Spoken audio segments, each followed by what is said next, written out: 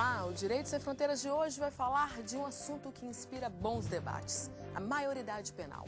A partir de que idade um jovem já tem maturidade para responder pelos seus atos? No Brasil, o Código Penal prevê a maioridade penal aos 18 anos. Mas em outros países, jovens de até 14 anos podem ser julgados como adultos, dependendo do crime. Sobre isso, eu converso com o advogado da União e professor Álvaro Castelo Branco e com o professor da Universidade de Brasília e corregedor-geral do Ministério Público Federal, Eugênio Aragão. E vamos assistir na reportagem preparada pela nossa produção que existem os que defendem e os que são contra a redução da maioridade penal. O tema é polêmico, divide opiniões e muitas vezes causa revolta na população. A maioridade penal no Brasil é de 18 anos, mas será mesmo que é apenas com esta idade que o adolescente está preparado para responder pelos seus atos? Eu acho que a preocupação do Estado deveria ser com a educação, tá? Uma escola de qualidade, com tempo integral. A gente está vivendo um momento de grande violência e por não ter essa punição, eles estão aproveitando disso. Então, eu acho que os adolescentes menores de 18 anos sendo punidos, a gente consegue reduzir um número maior dessa violência. Alguns autores acreditam que o Código Penal brasileiro está atrasado em relação a outros países. Os códigos penais português, cubano, chileno e boliviano fixam em 16 anos o início da responsabilidade penal. Os códigos penais russo e chinês também fixam em 16 anos, mas reduzem para 14 anos nos crimes de homicídio, lesões graves e roubos. Já na Etiópia, a responsabilidade penal do adolescente começa aos 15 anos. Quem é a favor da redução da maioridade penal para 16 anos defende que o adolescente tem sim condições de discernir e entender o que está fazendo, principalmente nos casos de crimes contra a vida e com uso de violência. Já os que se manifestam contra a redução da maioridade penal afirmam que os menores infratores ainda estão em fase de construção de sua personalidade e que por isso deveriam ser submetidos à educação e não às penalidades do Código Penal. Mas a discussão sobre o caso vai muito além do limite da idade. Um dos principais questionamentos sobre o tema é se a criminalidade realmente diminuiria com a redução da maioridade penal.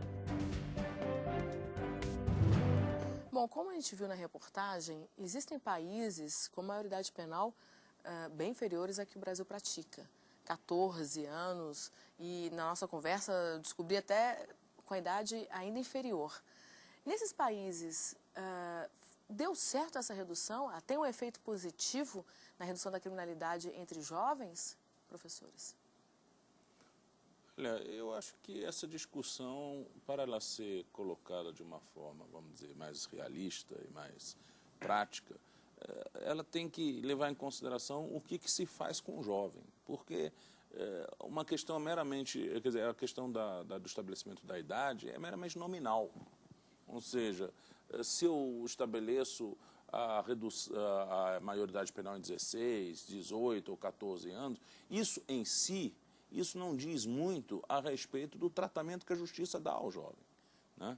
Cada país tem, vamos dizer, sua metodologia de tratar o jovem ou a criança que se torna passível de algum tipo de sanção, né, por conta do seu comportamento ilícito, mas isso vamos dizer, não se espelha muito claramente, essa forma de tratamento, no limite etário. O limite etário ele é um limite meramente nominal, né? Então, por exemplo, nos países da Common Law, se admite até que criança seja, em tese, culpável, significa que ele pode entender o seu ilícito, a partir dos 7 anos de idade.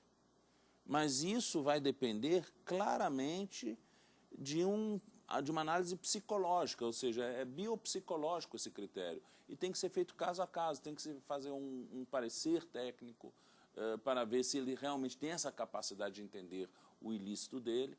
E depois, mesmo que ele responda ao processo, ele tem um direito a ter a sua imagem preservada, porque é uma criança, não sabe como é que vai mais tarde evoluir esse ser. e depois ele também tem o direito a uma execução da pena de forma diferenciada. Teve um caso na Inglaterra de 2 meninos que se envolveram, eles mataram uma criança de 5 anos que foi sequestrada por eles num shopping center. Essas crianças, na época, um, salvo engano, tinha 6 anos de idade, o outro tinha 8 ou 9 anos de idade. Eles foram processados, né, na justiça inglesa, né, um caso célebre britânico, agora não estou lembrando o nome da vítima chamava-se Jamie. Né? Eles foram processados e foram condenados sem limite de pena. No direito inglês chama-se at Her Majesty's pleasure, ou seja, a graça de Sua Majestade. Né? Então, é o sistema que vai dizer quanto tempo ele vai ficar preso. Esses meninos ficaram presos em estabelecimentos próprios até atingir a maioridade civil, que lá é 18 anos. Né? E nesse momento, o que eles fizeram? Fizeram um parecer técnico, verificaram que os garotos podiam voltar ao convívio social, então eles tiveram a sua identidade alterada, eles tiveram a garantia do governo britânico de eles serem mudados de residência para que não sejam identificados como aqueles garotos que mataram aquele menino, que foi um caso que causou comoção nacional na Inglaterra. Então, o governo ainda por cima se sentiu obrigado a dar proteção, a preservar o futuro daquelas crianças. Dessas crianças aos 18 anos de idade. Então, a gente vê que o fato de se estabelecer 7 anos de idade ali como, vamos dizer, na common law, como a idade para responsabilização potencial penal, isso não é vamos dizer, não é um fator absoluto de dizer que com 7 anos uma criança possa ir para uma penitenciária.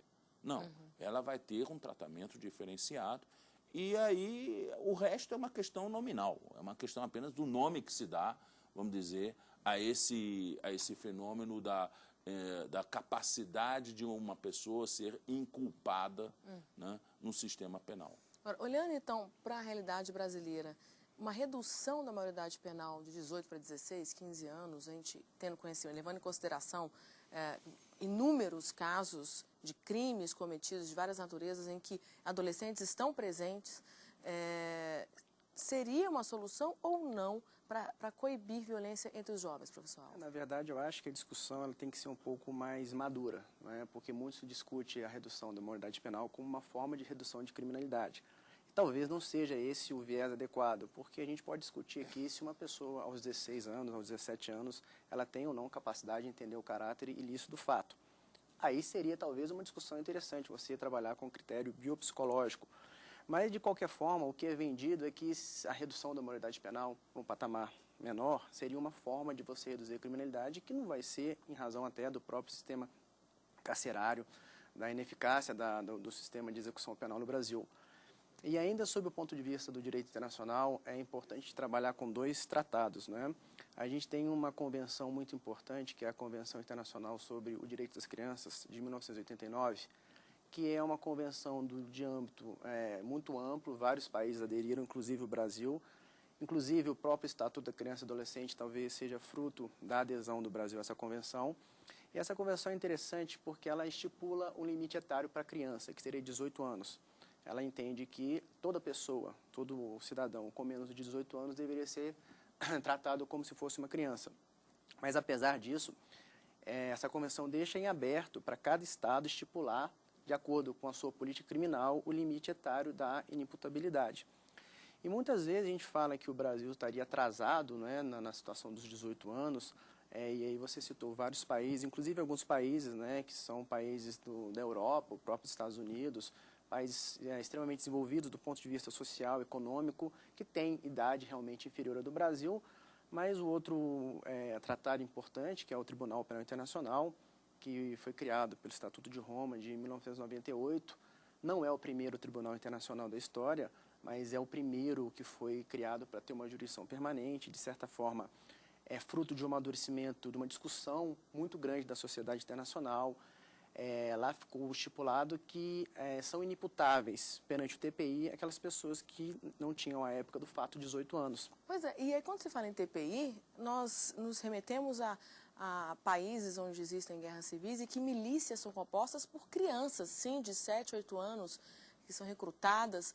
Então, se uma criança entra numa milícia armada aos 7, 8 anos, para ele chegar à liderança de um grupo de milícia aos 16, 17 anos, é bem possível. E causar crimes que teriam, né, que ser julgados, não pelo seu país, pelo TPI. Então, se ele não tiver 18 anos, o TPI não pode atuar, é Exatamente. isso? Não que ele não pode ser punido de acordo com o seu estado, né? Porque o TPI, aliás, é uma característica da justiça internacional, é uma justiça complementar. Você tem que antes esgotar os mecanismos que você tem à sua disposição. Mas se o país daquele jovem não julgá-lo, o TPI também não pode, sim, porque não não tem poderia, 18 anos. entendeu? Seria aí uma situação, mas para a gente amadurecer, muitas vezes você discute, olha, o Brasil que estaria errado. Na verdade, talvez o ponto de vista não é esse, porque a gente tem uma referência.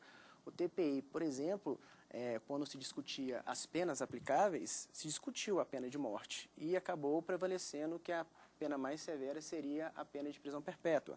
Então, isso demonstra que houve uma discussão, um amadurecimento. Então, essa idade de 18 anos, ela demonstra que não é só uma posição do Brasil. Existem estados sérios e o próprio direito nacional que entendem que talvez a solução não seja você diminuir a idade limite, e sim você trabalhar com medidas, né, que possam aí, ter uma função terapêutica.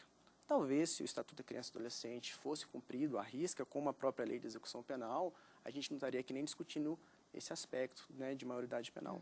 Professores, nós vamos para um breve intervalo e já voltamos a falar sobre a maioridade penal no Brasil. Não saia daí. Vem aí o 5º Congresso Brasileiro de Controle Público, com destaque especial para temas relacionados ao combate à corrupção e aos novos paradigmas do controle. Dias 10 e 11 de dezembro, no Hotel Gran Bitar, em Brasília. Informações e inscrições pelo site www.direitodoestado.com.br/CP.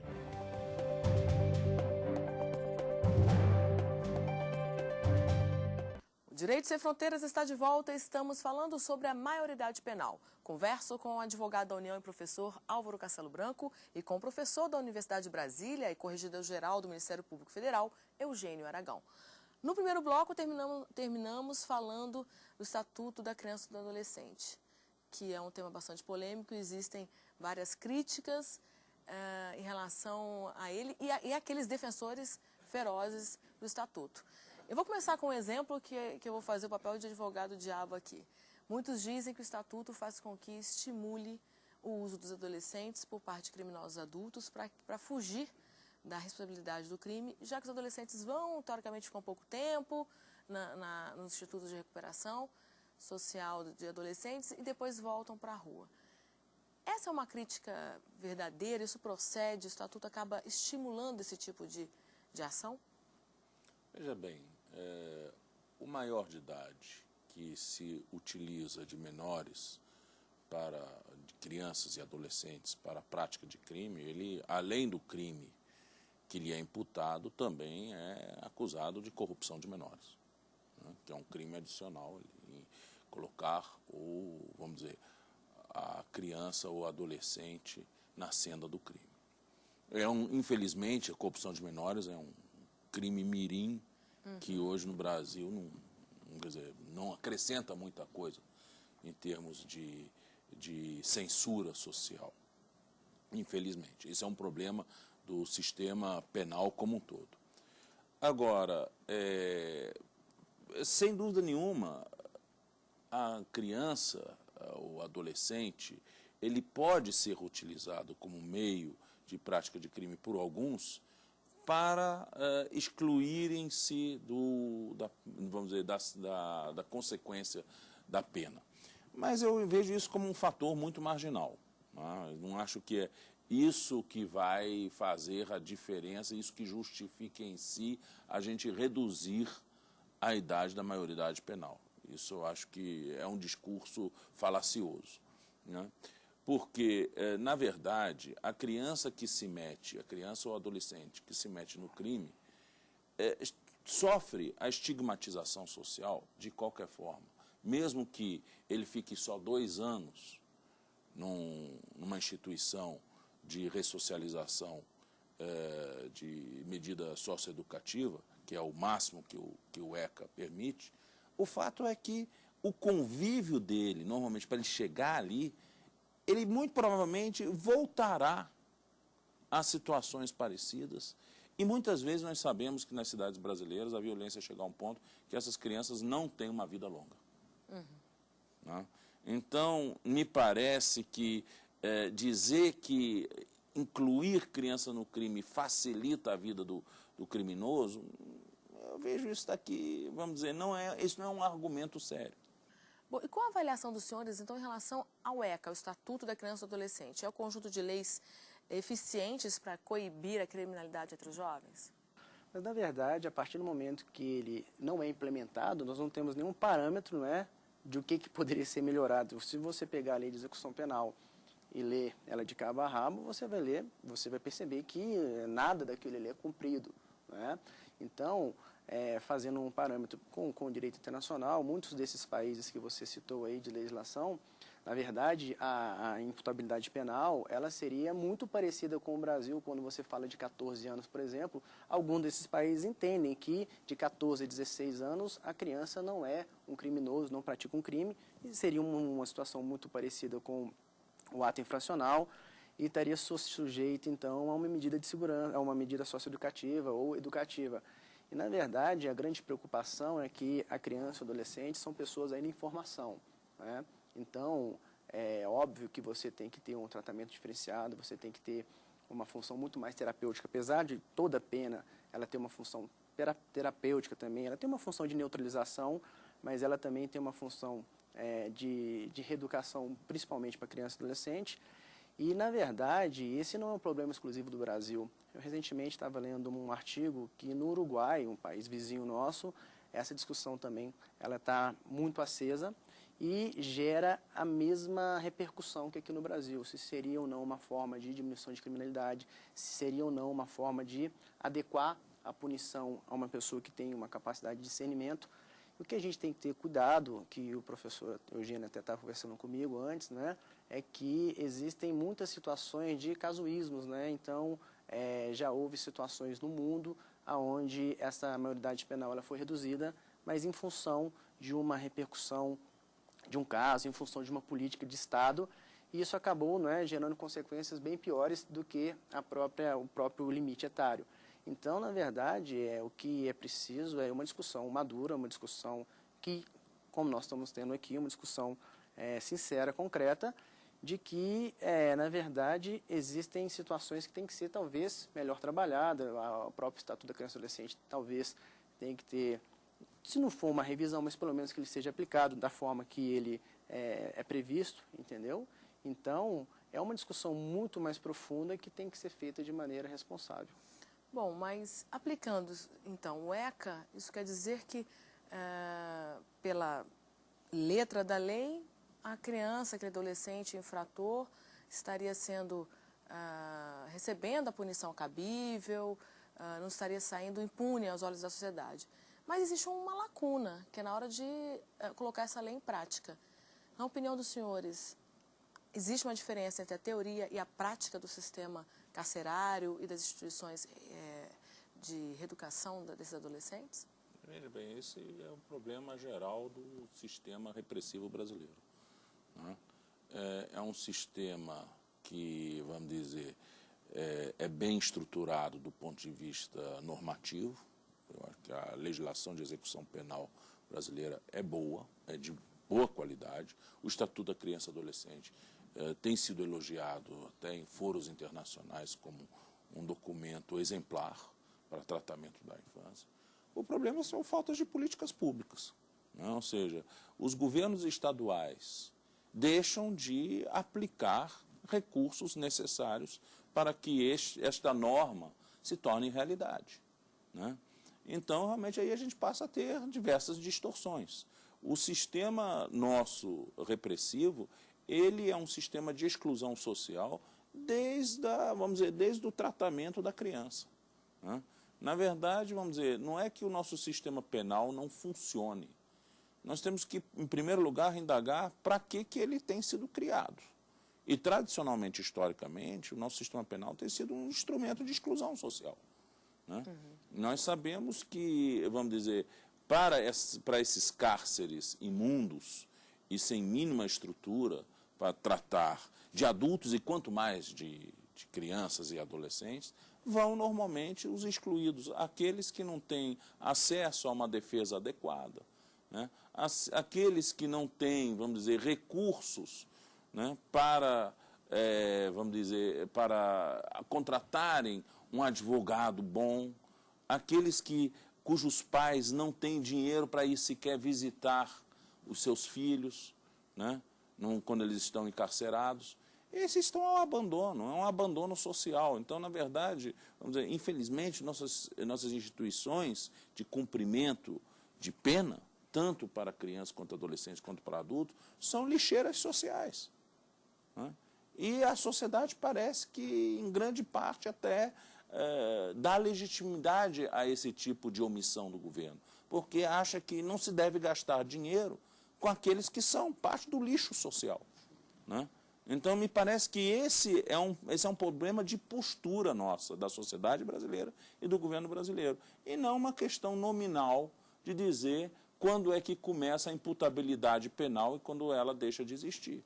E pegando o gancho que o professor falou, existe também um problema, né, que é, de certa forma, a faca de dois gumes, que é a própria liberdade de expressão, depois que foi criada a internet, hoje, Twitter, Facebook, blogs, você tem, na verdade, uma falta de responsabilidade muito grande das pessoas passarem informações equivocadas, principalmente no que diz respeito a direito penal, a questão de estigma, de criminalidade, entendeu? Então, vira e mexe, alguma dessas informações que você mesmo disse aí, são repassadas de uma maneira equivocada, questões de auxílio-reclusão, questões de criminalidade, questão de punição para criança e adolescente, e o que vende, na verdade, é o discurso, né? O discurso do sangue, o discurso que, na verdade, talvez não seja o discurso mais adequado, e isso gera, na verdade, uma distorção nas discussões. O discurso do clamor público, né? Exatamente. Isso acaba chegando de uma maneira distorcida até para pessoas esclarecidas. Então, eu vou fazer o papel de advogado diabo. Talvez as pessoas estejam questionando por verem crianças e adolescentes cada vez mais jovens envolvidos em crimes tão bárbaros e tão chocantes. Qual seria, então, a solução? Se não é a redução da maioridade penal, seria, então, prevenir com medidas socioeducativas, com o poder público atuando mais na educação dessas crianças? Sim, me parece que o que se tem que fazer, antes de mais nada, é um trabalho preventivo, né? Ou seja, não criar ou evitar situações em que crianças e adolescentes entrem na senda do crime, né? E isso não é, vamos dizer, isso não é algo, vamos dizer, que se faça da noite para o dia. Não podemos dizer que isso é a solução fácil. Não, isso é um trabalho de investimento de longos anos, de políticas públicas para criar esse diferencial. Mas também nós não podemos cair na ilusão de que, com a diminuição da maioridade penal, se vai ter uma solução mágica, que de uma hora para outra, com isso também vai desaparecer a criminalidade juvenil no Brasil, né? A criminalidade juvenil, ela é um problema, vamos dizer, de vários vetores, que comportam vários vetores sociais, não somente o repressivo, né? De abandono da infância, né? De problemas de falta de investimento em educação do Estado, né? Que não se resolvem simplesmente pela solução repressiva, né? E em pouco tempo, né? Em pouco tempo. Então, se está vendendo uma ilusão, me parece, ao público desinformado. Até porque não é através do direito que você vai solucionar esses problemas, né? Lógico que o direito tem uma contribuição muito importante, principalmente o direito penal, mas, na verdade, você tem um trabalho aí social, de política pública, de educação, né? Talvez na base da sociedade, e o investimento talvez deva ser aí, e não no direito, porque talvez o direito atue, principalmente o direito penal, de maneira repressiva, não é? Então, fica muito fácil também você transferir a responsabilidade para o direito penal e para o direito em si, sendo que, na verdade, o problema é na origem, na falta de investimento, na falta de política pública, na falta de escola, na falta de educação, falta talvez até de religião, né? Então, todos esses fatores acabam, né, virando uma bola de neve, e aí depois o direito vai ter que atuar de maneira repressiva e, com certeza, a pena, o direito penal, uma pena, ela talvez seja um mal necessário. Ainda existem, sim, efeitos negativos, né? Não só de uma pena de privativa de liberdade, até mesmo uma internação de um adolescente, de uma medida educativa para uma criança. Então, como o professor disse, a gente tem que trabalhar mais com a ideia de prevenção, não é? Do que remediar. Do que exatamente. Que, na maioria das vezes é o que acontece, né? O Brasil prefere remediar a prevenir os problemas. Bom, senhores, muito obrigada pela participação aqui no Direito Sem Fronteiras. E hoje eu conversei com o advogado da União e professor Álvaro Castelo Branco e com o professor da Universidade de Brasília e corregedor-geral do Ministério Público Federal, Eugênio Aragão. E nosso tema foi a polêmica em torno da redução ou não da maioridade penal. E eu agradeço a você que nos acompanhou em mais essa edição do Direito Sem Fronteiras. Faça sugestões de temas e comentários pelo e-mail direitosemfronteiras@stf.jus.br. O programa também pode ser visto no site www.tvjustiça.jus.br. A gente se encontra na próxima semana. Até lá!